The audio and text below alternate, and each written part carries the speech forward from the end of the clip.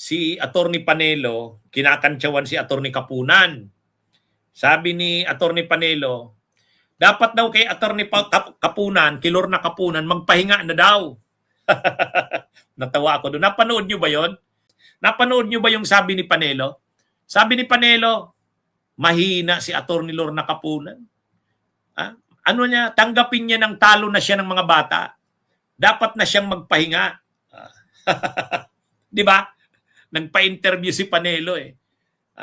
Ang assessment ni Panelo, talo daw si Kapunan ng mga bata ni Attorney Christine Ferrer. Talo daw ni Season, yung Sheila Season. May generational gap. Matanda at bata talagang hindi magkakasalubong. Alam mo yung mga matatandang abogado, pag may kalaban na bata,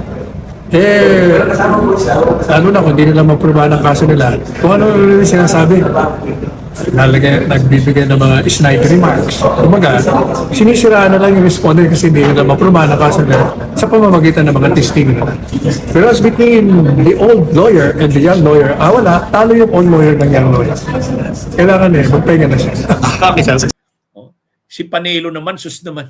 Kitang-kita mo ng talo nga nilampaso nga ni Attorney Kapunan. Tapos sasabihin ni Panelo. Sabi ni Attorney Panelo, talo si Attorney Kapunan nung batang lawyer eh. Talo daw. Anong talo? Anong akala niyo sa amin? Napapanood ng publiko, kitang-kita. Tapos sasabihin ni Panelo, talo daw si Kapunan nung Ferrer. Anyway, sabi ni Panelo, magpahinga na kasi siya, matanda na siya eh. Matanda. Sus naman. Sa tingin niyo ng performance ni Attorney Lorna Kapunan, hindi mo nga makita na matanda na siya eh. Sus, napaka-sharp. Napaka-sharp ng isip. Relax na relax. Yung pagkaka-present niya ng mga argumento, yung direct examination ni Attorney Kapunan, ang galing. Organized. Paano niya dinevelop yung argumento. Mula sa unang witness, sunod na witness, matindi. Bilib na bilib talaga ako kay Attorney Lorna Kapunan. Ito lang naman sila Attorney Panelo Sal Panelo ang hindi kumbinsido. Di ba? Kaya sabi ni Attorney Sal Panelo, magpahinga na daw kasi matanda na. Wala. Sus, pag naglalakad nga si Attorney Kapunan, ganyan, di ba? Yan. Di ba? Tapos pag nagsasalita, pag nagpipresent siya, may mga lapses ba? Wala kang makitang lapses. Yung galing ng pagkaka-present ng mga arguments, yan. Tapos yung mga yung redirect niya. Ang sequence kasi mga kabunyog sa trial, direct examination. Si Attorney Kapunan 'yon. Direct examination ng testigo ng prosecution. Direct. Pagkatapos magko-cross yung abogado ng defense, si Attorney Christine Ferrer, cross ang tawag doon. Balik na naman si Attorney Kapunan, redirect. Ang tawag diyan redirect. Balik na naman yung recross. Ganyan po 'yan. Direct, cross, redirect, recross. Ang galing ni Attorney Kapunan. Ang galing ni Attorney Kapunan. Kaya nga, tingnan niyo 'yon.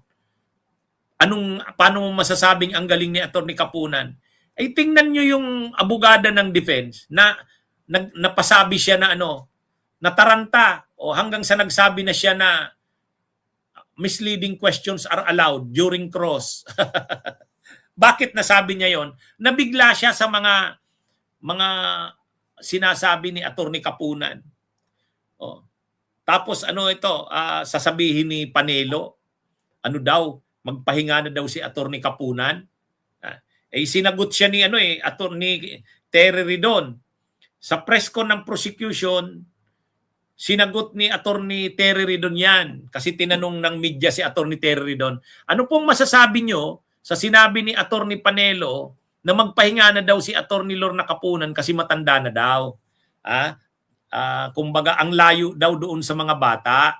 Alam niyo kung anong sabi ni attorney ni Congressman Terry Ridon, abogado rin yan eh. Sabi niya, ang dapat magpahinga si Panelo eh. Si Panelo ang dapat magpahinga. Hindi si Attorney Lorna Capunan. Tama. Si Panelo ang dapat magpahinga. Ha? Dapat magpahinga si Panelo, hindi si Capunan. Actually, si Attorney Panelo yung dapat magpahinga. Hindi ko alam ba't siya nandito araw-araw. More importantly, di ba siya yung nagsabi, I mean, in the first few weeks of the trial, hindi ba? Di ba parang he was basically questioning the trial itself? Hindi ba? So why would we actually listen to him today? Na dapat magpahinga si Attorney Capunan. Hindi ba? Ang dapat magpahinga si Attorney Panelo. Hindi ba? Ang galing pa ng mga argumento ni Attorney Capunan, hindi nalalaos eh. Si Panelo ang nalalaos na. Pero si Attorney Capunan, ang galing, sharp. Ano pa? Talagang, ano yan, mga kabunyog, mga kababayan. Si Panelo, magsumali na lang siya sa fashion show. At saka yung, sayaw-sayaw na lang siya. Yun. Doon na lang. Wala. Ano yan, mga kabunyog, mga kababayan. Sabi ni Attorney Terry Ridon, nagtataka nga ako bakit araw-araw nandito siya eh. Araw-araw nandito siya. Bakit nandun siya araw-araw? Siguro nag-aabang ma-interview. Nag-aabang ma-interview. Alam nyo naman si Panelo, gusto laging nasa limelight siya. Kahit laos na, gusto niya, nasa nasa limelight pa rin. Ay siyempre, pagkatapos ng araw-araw ng trial, hihingi ng reaksyon. Maglalakad ni si Panelo. Ayan. Alam niyang lalapitan siya eh. Alam niyang lalapitan. Kasi identified siyang DDS eh. Pero hindi naman siya kinuha na spokesperson ng defense. Hindi rin naman siya kinuha na kasama sa defense team. Hindi. Ang role niya na lang talaga magko-comment. Kasi alam niya, pagkatapos ng trial, maglalakad na, lalapitan siya ng media, kukunan siya ng reaksyon. Yun. Ano yan? Tapos, ang sabi ni Attorney Terry Ridon, nagtataka nga ako bakit laging nandito yan araw-araw eh. Dapat siya ang magpahinga, hindi si Attorney Capunan. Pero ang totoo, bakit araw-araw nandun si Panelo? Dahil nga gusto niya lagi siyang na-interview. Kasi lagi na lang siyang ini-interview sa SMNI. Yun lang naman nag-i-interview sa kanya eh. Di ba? SMNI. Pero at least kung nandun siya sa Senate, nanonood siya ng maraming media doon. May ABS, may Net25, may UNTV, may Billionaire News Channel, may Rappler. Pwede siyang interviewin ng ibang mainstream media. Pero pag wala siya doon, i-interview sa kanya SMNI. Yung sa Net25. Yun lang ang mag-i-interview sa kanya. Di ba? Yun lang ang nagbibigay importansya sa kanya eh. Opinion ni Panelo, ang nagbibigay ng importansya lang doon, yung Net25, saka yung SMNI, saka yung mga vloggers ng DDS. Yan lang yun. Kaya tama yung sagot ni Congressman Terry Ridon. Sabi ni Congressman Terry Ridon, si Panelo ang dapat magpahinga na. Hindi si Attorney Lorna Capunan. Ang galing-galing ni Attorney Lorna Capunan pagpaghingain mo. Ang lakas-lakas pa eh. Hindi lang physically pa si Attorney Lorna Capunan. Yung yung sharpness ng isip. Nagagawa pang magbiro. Dinadaan niya na lang sa mga pabiro yung pero nagbibiro siya na hindi nawawala doon sa main point, main argument na gusto niyang iparating. Ang galing, ang galing. Saludo talaga ako kay Attorney Lorna Capunan. Si Panelo lang naman ang hindi.